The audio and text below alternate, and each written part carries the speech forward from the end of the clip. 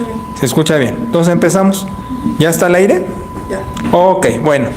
Con mucho cariño, saludando a todos y a las ratillas. ¿Es correcto? Sí.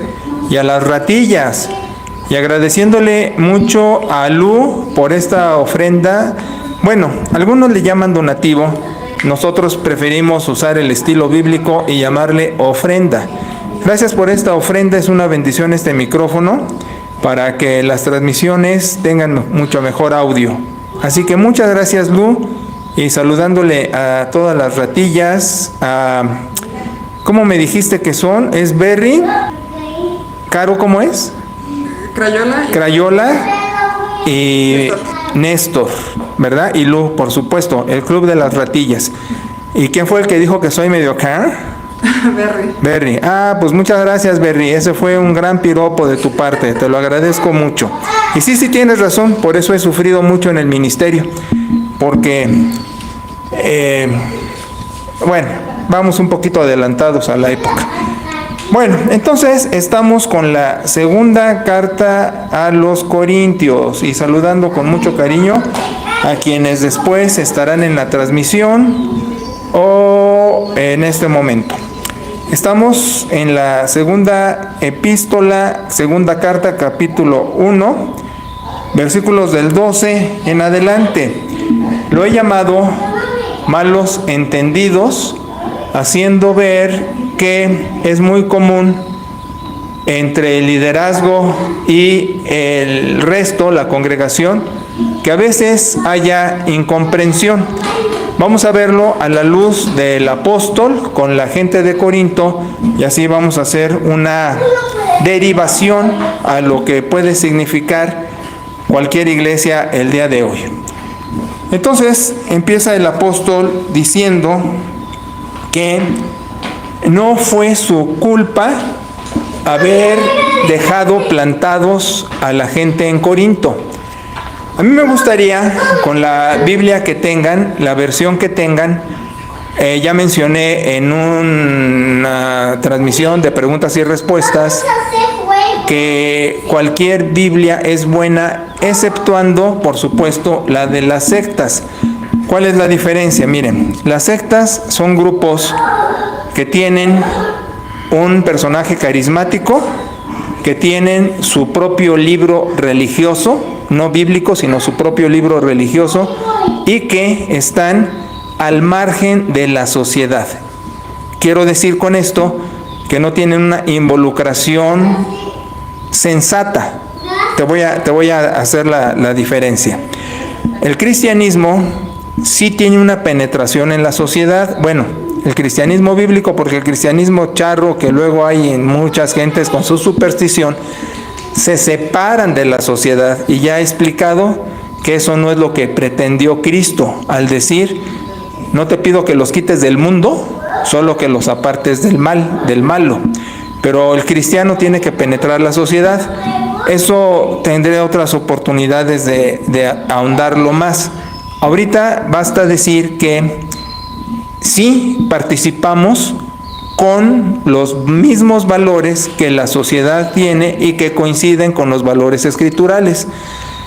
Por ejemplo, la sociedad dice no mates, nosotros decimos igual, no al homicidio. La sociedad dice no al robo, decimos igual, no al robo. ¿Me explico?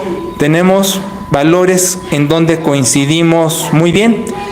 Hay otros donde no, y ahí es donde el cristianismo pone un pie atrás con la sociedad.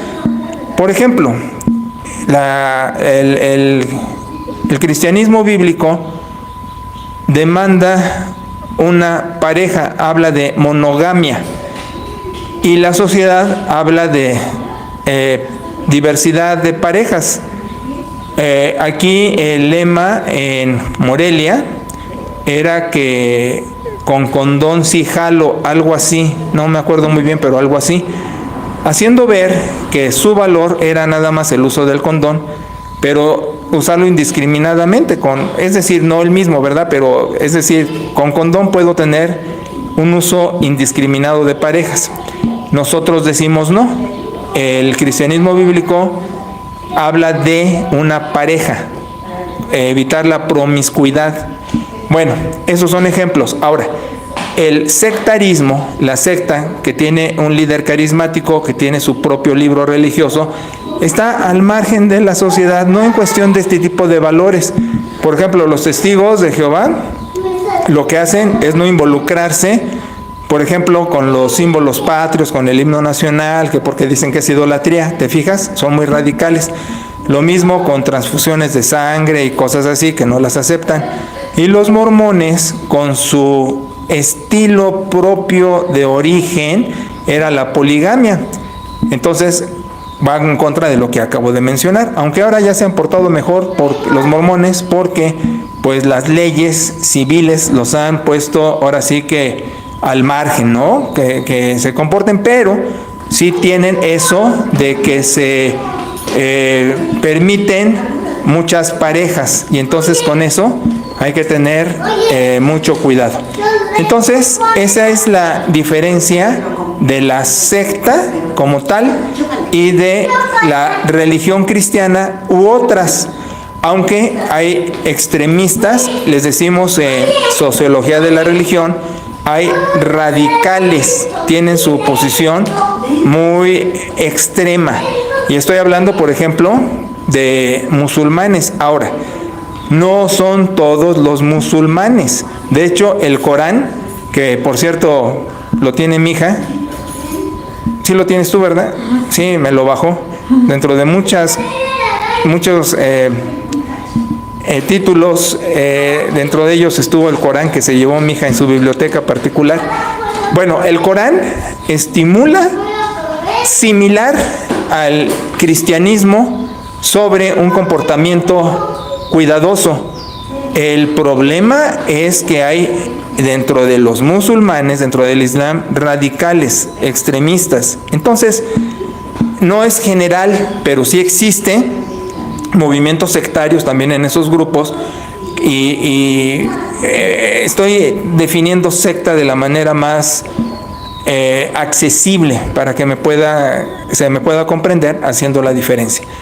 Entonces, regresando a esto, ya ni me acuerdo por qué salió lo de secta, ¿te acuerdas? Bueno, ¿mientras se acuerda? Por las Biblias. Ah, por las Biblias, gracias, hija. Entonces, el caso de testigos, de mormones, cosas así, pues hay que tener cuidado. En cambio, lo que edite Sociedades Bíblicas Unidas, cualquier edición que venga de esa editorial es aceptable. O las católicas, que son Acarcolunga, Jerusalén, Torres Amad, varias de esas, que ya hice la advertencia, sí, ya la hice, de los libros deuterocanónicos, ¿verdad? De los libros apócrifos, ya quedó en un video. Muy bien. Es que voy unos segundos detrás. Ah, ok. Entonces, con la Biblia que empleen, sí pueden leer el texto completo, por favor, porque a mí me sirve mucho. A mí no me ha gustado, en mis años de ministerio, leerles el pasaje, porque se me pierden, y más cuando es un pasaje largo. Se me aburren, se me pierden, se me distraen. Es muy difícil tener la retención de la gente en una lectura. Entonces, nada más voy puntualmente a algunos textos que son clave en este asunto que estamos tratando. Entonces, estoy diciendo que el apóstol sufre malos entendidos con la congregación de Corinto, porque ellos dicen que los dejó plantados. Dijo que iba a pasar a verlos y no pasó así. Entonces hay ese plantón. Ahora, el apóstol corrige el malentendido. Ahora, hay una cosa importante aquí, y es una cosa que luego no es fácil de aceptar, pero es el hecho. El discipulado, yo me atrevería a decir cualquier discipulado, que es seguir a alguien, y hablando del cristiano, no es en base a contenidos. ¿Qué estoy diciendo? Parece que me contradigo cuando he estado diciendo que el discipulado, la clave son los contenidos. Mira, lo que estoy diciendo es, la aceptación del discipulado va directamente proporcional a la simpatía del discipulador. ¿Qué te digo? No es qué dice, sino quién lo dice. Así nos damos cuenta que ha habido muchos discipuladores o instructores o maestros, como le quieras poner, que han tenido mucho arrastre y son unos cabezas huecas. Y en la historia tenemos N cantidad de ejemplos que uno dice, ¿cómo pueden seguir a tal personaje si tiene la cabeza hueca? Es por popularidad, es simpatía. Y pasa lo mismo en el discipulado cristiano. Voy a ir a 2 ejemplos nomás. Bueno, un tercer ejemplo. 3 ejemplos bíblicos de lo que estoy diciendo. Por ejemplo, Jesucristo mismo. Jesucristo mismo padeció mucho en su época con la religiosidad judía que era la que imperaba, aunque por supuesto el politeísmo romano también estaba ahí alrededor. Pero Jesús sufrió porque la religiosidad judía le era un freno de mano. Fíjate la ironía. Jesús, como judío, vino a enseñarles el verdadero sentido de la Tanaj. La Tanaj es el Antiguo Testamento. Vino a darles el verdadero sentido de la Tanaj expresado en la Torá, que la Torá es el Pentateuco, como le decimos a los 5 primeros libros de la Biblia, aunque en realidad el judaísmo básicamente agarra Éxodo, Levítico. Pero bueno, entonces Jesús vino a darle sentido e interpretación a las escrituras que conocían los judíos, pero todo el tiempo estuvo luchando contra la inercia de su tradición de interpretación equivocada, extremista, radical, y su superstición. El judaísmo, aparte de tradicionalista, era muy supersticioso. Supersticioso en cuanto a que si no obedecía la ley, entre comillas, porque no lo hacían, pero eso decían, estrictamente su superstición era que recibían un castigo del cielo inmediatamente. Me refiero a superstición como pasar abajo de una escalera, que dices, ay, me va a ir mal, o romper un espejo. Esas ideas supersticiosas también están en la religión, y lo tenía también el judío. Entonces, con su tradición y su superstición, eran radicales y opositores a Cristo.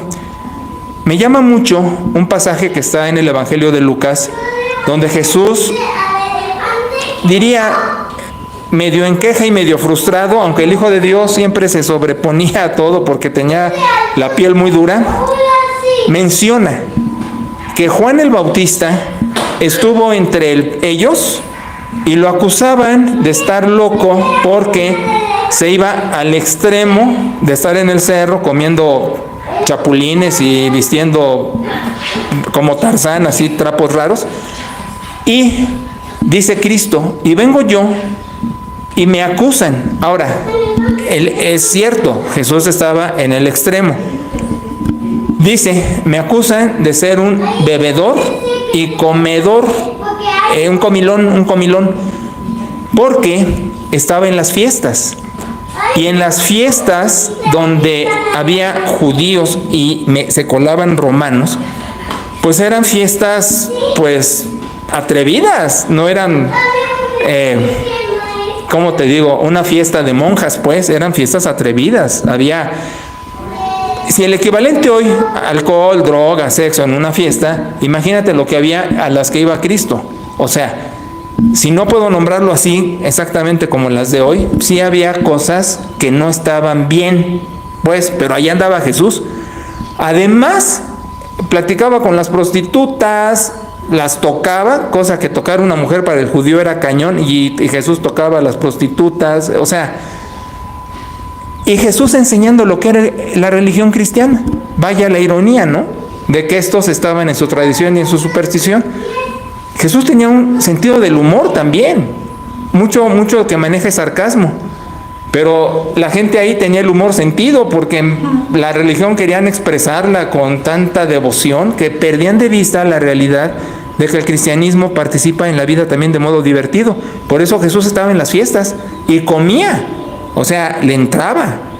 Otra, luego el ascetismo judaico También decía, por ejemplo, Proverbios, usando citas que ellos usaban, decían: pon cuchillo en tu garganta para que no comas de más y te quemes diciendo que eres dragón.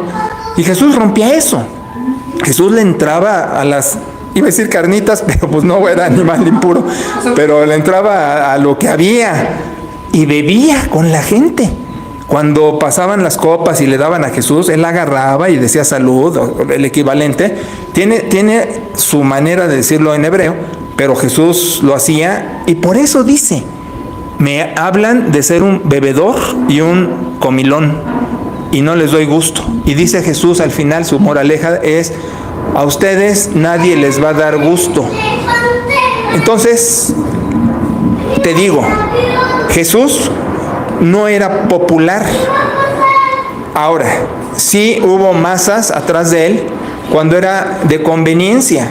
En las alimentaciones, que alimentó alrededor de 10,000 gentes en 2 episodios, había demasiada gente, pero el mismo Jesús dijo: vienen porque les doy de comer, no por el discipulado. O sea, los contenidos, la interpretación de lo que es la religión, lo que es la ley judía, a aplicarla a las vidas, porque te digo que Jesús era divertido, aún jugaba con los niños, era juguetón. Mira, los niños y los borrachos siempre dicen la verdad, por eso te estoy diciendo la verdad.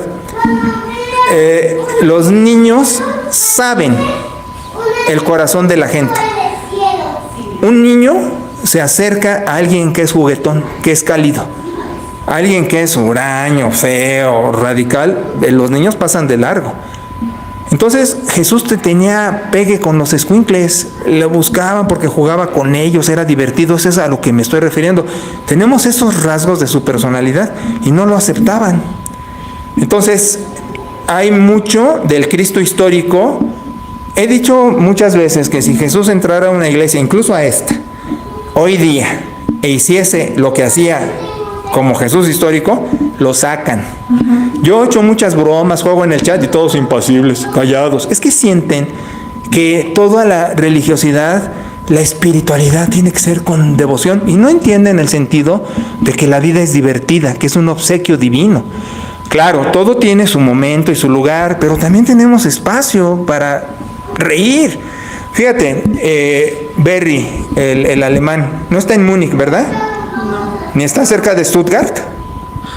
No sabes. Bueno, ok.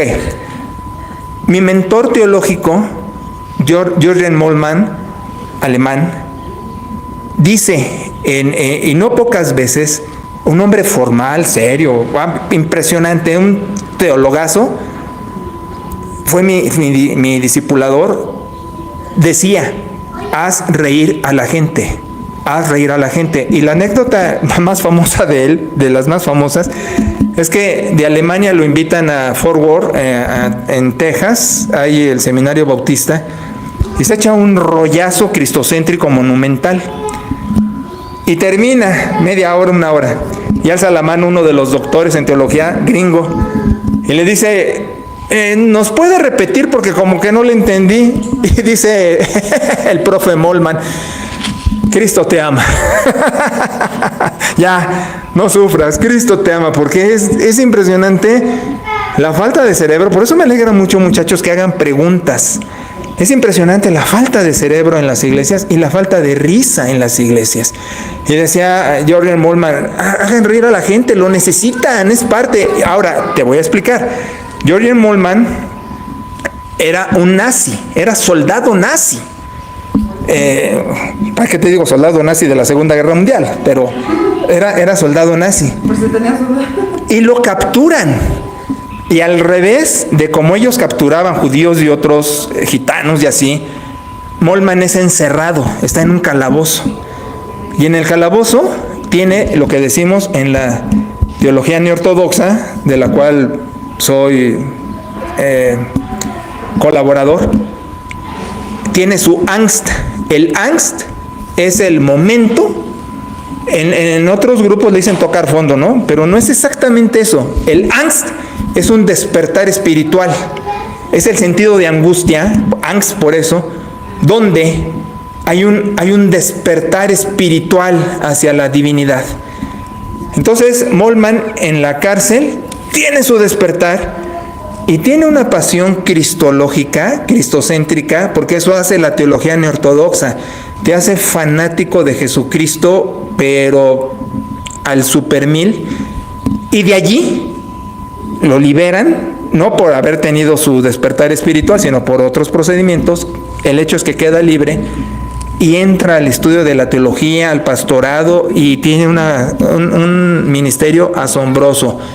Y es padre teológico de muchos. Y ese señor, en sus contenidos, nos advertía eso.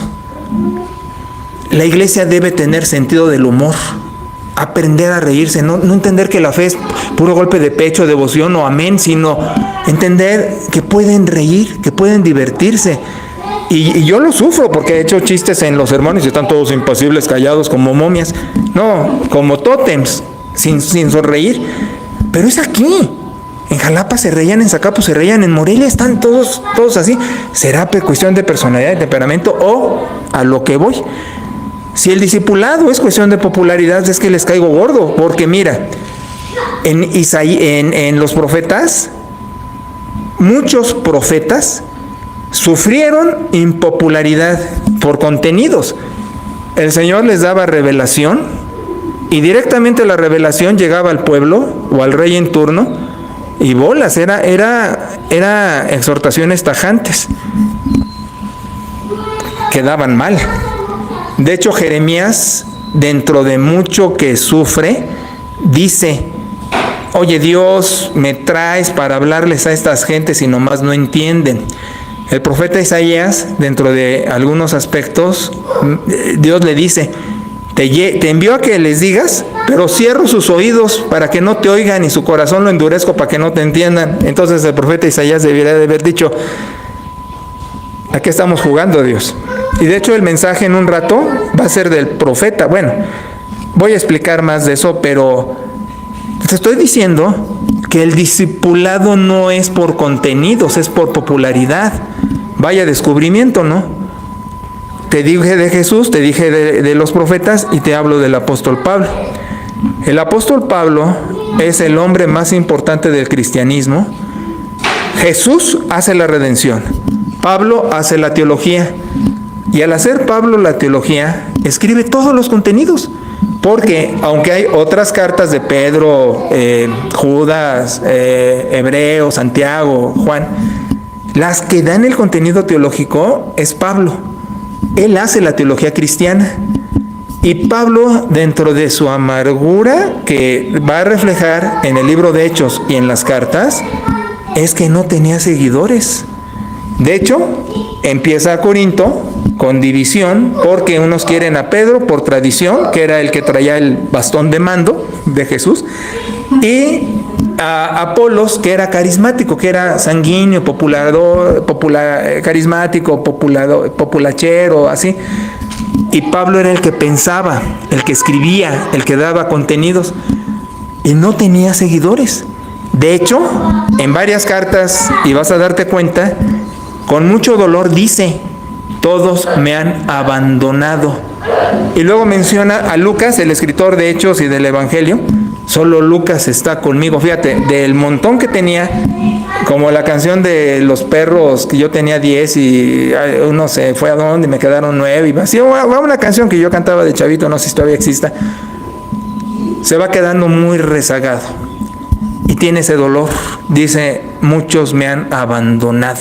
Entonces, el discipulado no es por contenidos.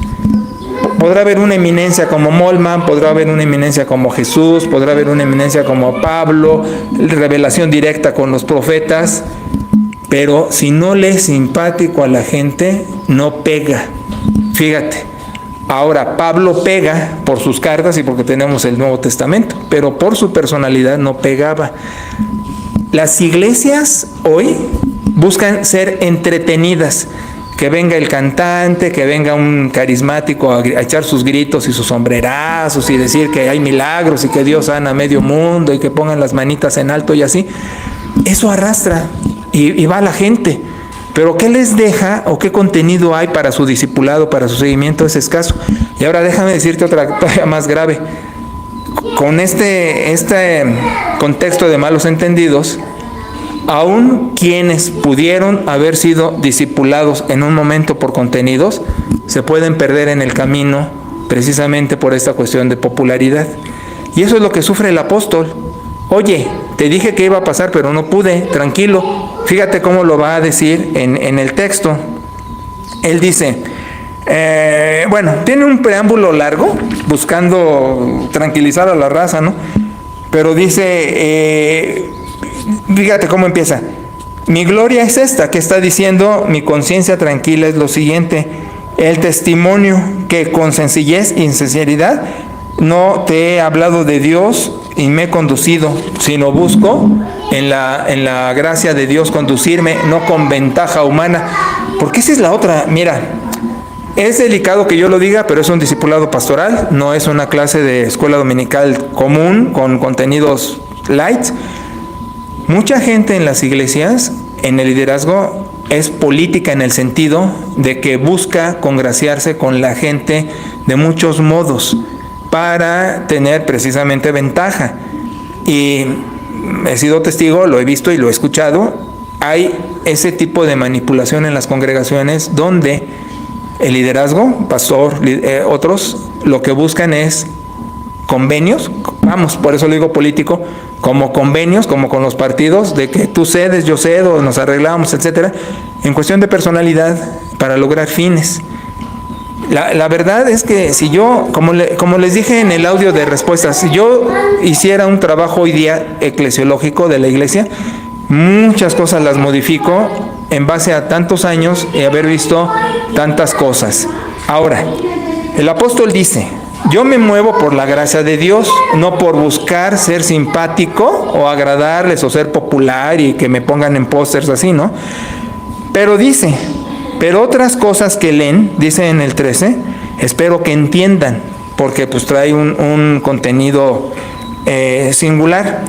Luego les dice que ellos son resultado de él por sus contenidos. Ahora, aquí es luchar contra corriente, porque la gente en una congregación no está, como se dice en filosofía tabula rasa, o decir en blanco, como esponjita, como un nene que está aprendiendo todo. No.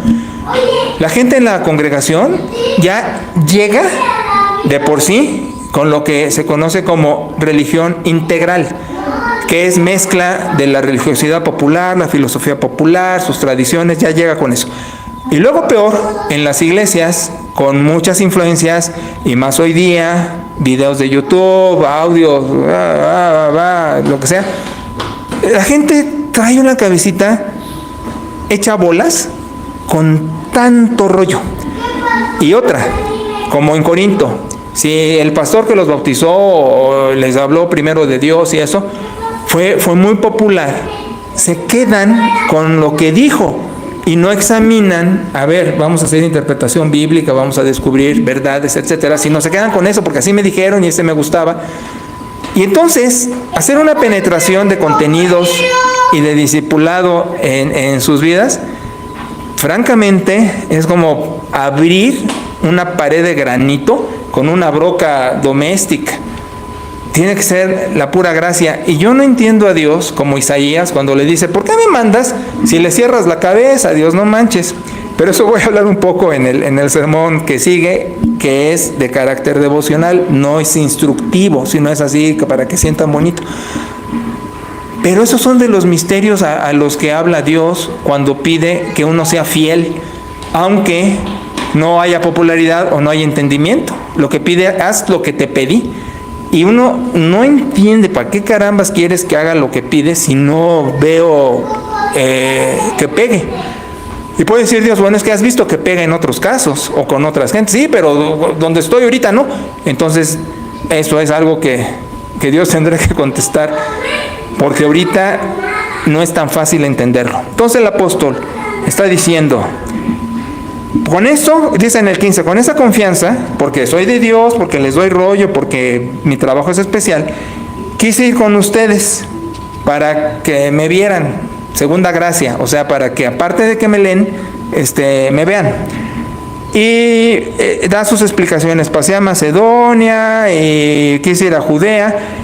Ahora, al tener esas intenciones, dice en el verso 17, fui superficial, me moví con ligereza, o me muevo según otro tipo de intereses. Eso es lo que está diciendo en el 17. Por eso dice, si en mí hay sí o hay no, porque los dejó plantados.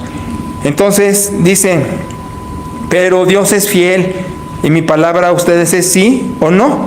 Y luego mete a Jesús para, pues, un parapeto, ¿no? Dice, porque el Hijo de Dios, que ha sido predicado, no es voluble, sino dice sí o dice no.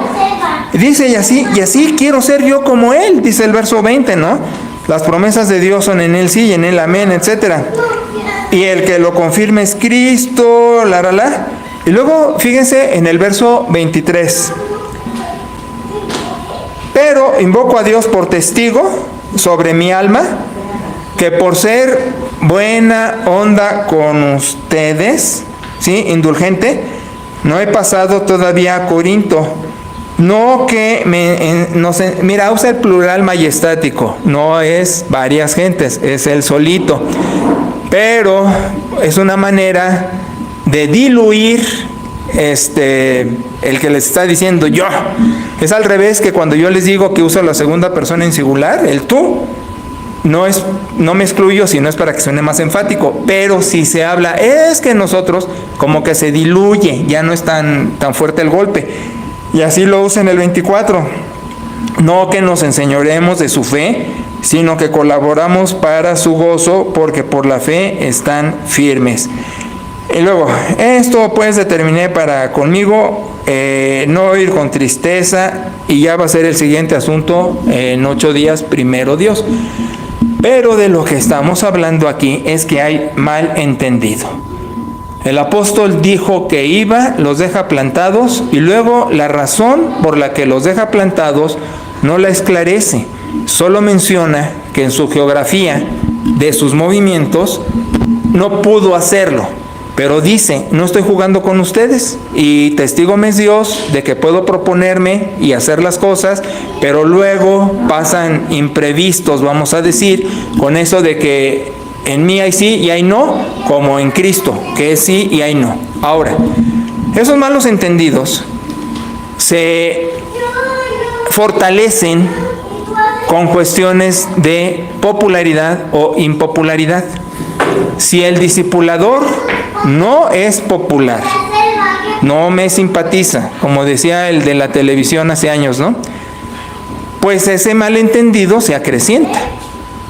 Y puede ser que ni siquiera sea un malentendido real, sino ficticio, porque es la interpretación de una de las partes donde se imaginó algo. Y la cabecita es tremenda. De hecho, mi profe de filosofía hace muchos años mencionaba que la mente es un terreno neutral donde juega Dios y juega el diablo, y uno participa a ver a quién le hace caso. Como cuando el pato Donald salía un patito con alitas y uno con cuernitos y te decía qué hacer. Dice, la mente es terreno neutral, y allí pues hace banquete el bien o el mal, ¿no? Entonces en la cabecita, cualquiera que sin un discipulado obediente, un contenido formal, pues deja crecer la imaginación y dice, no, es que este hizo esto, por lo otro, por aquello. Y el otro pues ni en cuenta, ¿no? Pero ya la imaginación dio lugar a que ese aparente malentendido sí lo fuera. O a veces sí hay malos entendidos. Yo los he tenido. Ahora, una cosa con la que yo he navegado en mis años aquí es con este sí y no. Mi fama, según yo, es que digo algo y lo cumplo. Hasta hoy día, en la casa, hijos, esposa y ovejas cercanas a mí, porque las lejanas pues pueden decir que no, pero las que sí me conocen a través de muchos años, aquí hay varias. De los más viejos pues puede ser Uber en México, Yolanda, Marta, Zacapu no se diga, Morelia. Hay aquí algunos que ya me conocen de ratito y me conocen bien, y pueden saber que cuando les digo, ¿sabes qué? Sí, o les digo no, es eso. y no les quedo mal, pero habrá otros que sin conocerme pueden decir que sí les he quedado mal, cuando yo absolutamente puedo decir que no, y pongo, como dice el apóstol, a Dios como mi testigo, ¿verdad? Y allí entramos a otro problema, porque se pueden levantar falsos. Y alguien, no, es que tú puedes estar levantando un falso sin darse cuenta, y es un pecado. Entonces, mi política es ser transparente y auténtico. Pero, por no ser simpático, ¿cómo puedo meterme en el club de los profetas, Jesús, Pablo? Y mira con quiénes me estoy poniendo, ¿verdad?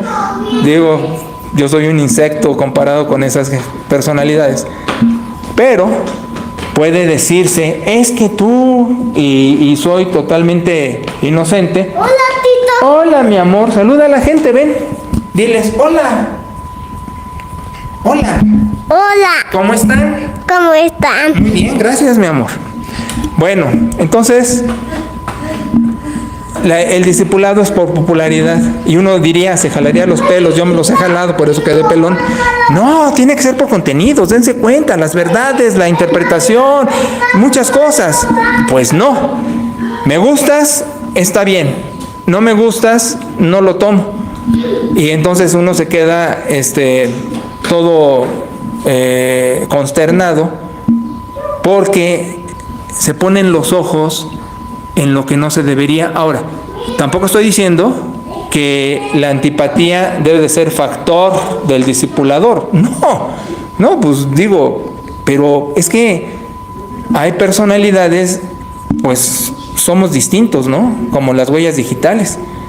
Y hay quienes son serios, juguetones, de muchos modos. Pero les voy a decir algo que he dicho y quiero seguir con eso, a ver si no cambio, ¿va? Que yo quiero seguir siendo juguetón. O sea, porque he visto mucho dolor en la vida. Ahora me voy a poner dramático, voy a sacar el violín, ¿no? Pero he visto mucho dolor. He enterrado niños, bebés, jóvenes recién casados. He perseguido adúlteros en la calle. O sea, he visto mucho dolor a lo largo de todos estos años, porque cuando digo tengo 42 años en el pastorado, parece que les vale, parece que no es nada, ¿no? Yo oigo que gente de 20 y tantos años, de 30 años ya se jubila y ya se desconecta de sus rollos, y uno todavía está en esto, ¿no? Pues he visto mucho dolor, y por ver tanto dolor, y aparte que es parte de mi personalidad, yo digo, no, yo voy a seguir siendo juguetón. Y aparte dijo mi maestro, ríete y haz reír a la gente, si no, porque tienen el humor sentido, bueno, pues ya ni modo, pero tú, sé tú, y yo me propongo ser así, aunque algún día me den una patada y me digan, ya sácate, pues me sacaré, pero no lo quiero perder, no, mira, le dice Dios adrede a los profetas, que se conviertan ellos a ti, no te conviertas a ellos, y habla sobre cuestiones de pecado, pero yo lo extiendo a todo. Yo voy a ser alegre, voy a ser juguetón, y voy a ser divertido, y voy a buscar querer a todo mundo. Y si eso hace que a alguien le pegue esto, qué bueno. Y si no, lo lamento, pero no voy a hacerme a ellos. No voy a ser triste, ni jetón, ni devocional, así que crea que la espiritualidad es caminar 1 metro arriba del piso, porque sé que no es eso, porque el Cristo histórico nunca mostró eso. Y voy por ejemplo, la flor que me echó Berry me hizo reír mucho, porque mi hija me enseña lo que mandan de lo que están aprendiendo, aparte de sus preguntas. Y cuando lo leí me hizo reír mucho, y dije, sí, tienes razón, pero me hizo reír mucho. Y pues no te pude contestar, y contesto ahorita, pero no en el mismo nivel, porque ya ahorita es más público, pero hay que reírse. Y el cristianismo, verlo también del lado divertido. La vida es difícil, las ovejas sufren, la economía está pesada, las enfermedades abundan, la vida es grave, pero dijo un filósofo,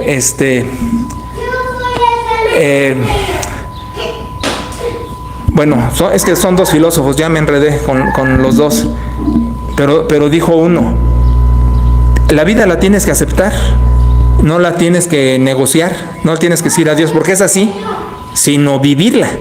Y el otro dijo algo muy interesante, dijo, qué bueno, ahora entiende lo que estoy diciendo.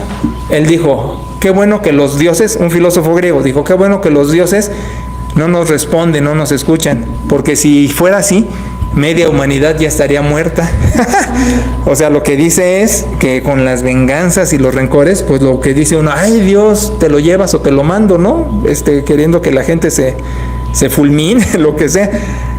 La vida es seria, pero no hay que verla con esa seriedad desde el cristianismo, porque la relación con Dios alimenta tu fe, alimenta tus expectativas, te soba la espalda y puedes sonreír. Y aquí, como el apóstol Pablo, que dice, ustedes dicen que les quedé mal, yo no digo que les quedé mal, Cristo cumpla lo que promete, yo también, pero deben entender. Y otra, en los tiempos del apóstol no había redes sociales, no había carreteras, no había aviones.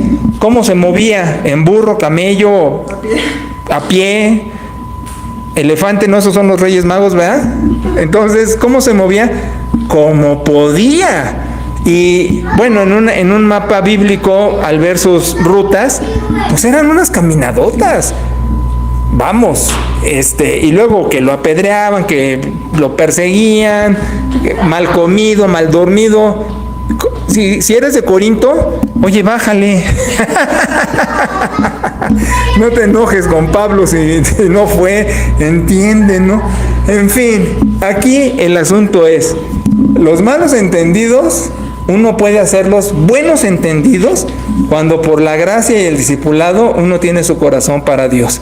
Y a relajarnos, porque si uno responde igual a la grosería de alguien y a su indiferencia o su descortesía, pues ya cayó en el mismo nivel. Ahora, no es porque uno sea más o lo vea abajo del hombro diciéndole tú, pecador. No.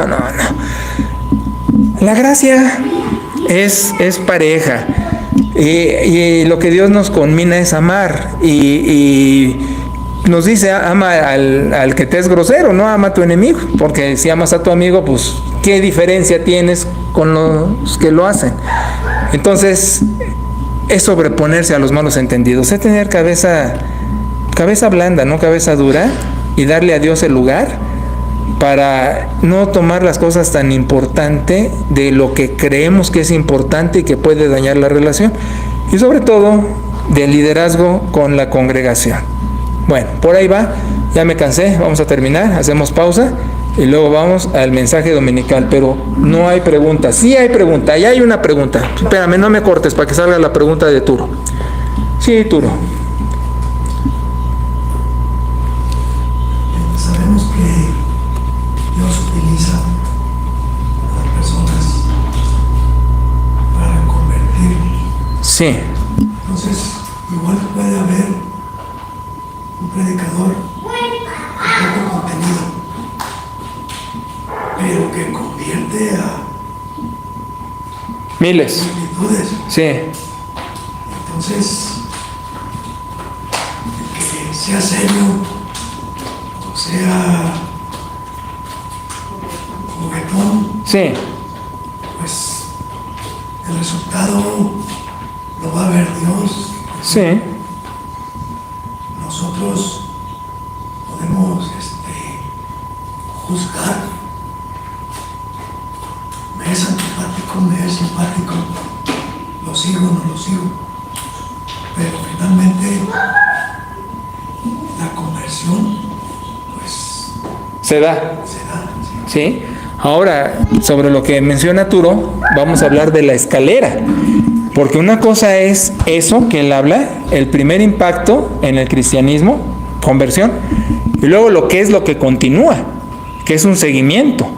Y ahí ya es donde la puerca tuerce el rabo. Porque ya con el seguimiento y ya con la cercanía, no es el primer impacto, sino ya es toda una escuela de vida. Y en esa escuela de vida es donde se pierde, precisamente, como le pasa a Jesús y le pasa a Pablo, esa popularidad. Porque al final, dando contenidos y cambiando vidas e incomodando a la gente con las verdades bíblicas, pues ya como que Porque en la conversión es rico, ¿no? Cree en el Señor, te salva, te ama, no, sí. Pero después, ¿sabes qué? Deja el hurto, deja el chisme, deja el robo, deja la malicia, pues ya como que, ¿no? Y otras cosas donde, por ejemplo, en la cena del Señor, al partir el pan, estamos identificándonos como un cuerpo. Y ahí es donde no muchos se quieren identificar. Ahí está el detalle, diría el filósofo Cantinflas. Era él. Como, por ejemplo, o sea, como me pasaba luego a mí en México, que iba a la iglesia y iba mucha gente, pero ni seguimiento y te enterabas de muchas cosas con las mismas gentes, entonces tú dices, bueno, ¿para qué sirve tanto más si no hay un discipulado? Una transparencia del discipulado. Lo ideal es cantidad y calidad, es lo ideal. Y quiera Dios que así haya muchas congregaciones, ¿verdad? Y a veces no es, ¿verdad? Y a veces es al revés, hay calidad y no cantidad. Hay de todo en la viña del Señor. Pero muchas iglesias juegan con la invitación. Se van, llegan nuevos, se van, llegan nuevos. Esa es una de las cosas que hay que decirle a Diosito en oración o ya en la gloria. ¿Qué hubo? ¿Qué pasó? ¿Verdad? Hablando de la rotación, muchos entran, muchos se van. Le mismo le pasaba a Jesús. Él mismo les dijo a sus discípulos, ¿también se quieren ir ustedes? Porque pues, habían muchas deserciones. Y ya fue cuando Pedro se pone abusado. No, contigo. Pero pues fue un chiripazo de Pedro, ¿eh? Bueno, Dios se lo reveló. Yo digo que fue chiripazo, pero Dios se lo reveló. Bueno, ya lo dejamos aquí y nos disponemos para el servicio en un ratón. Gracias.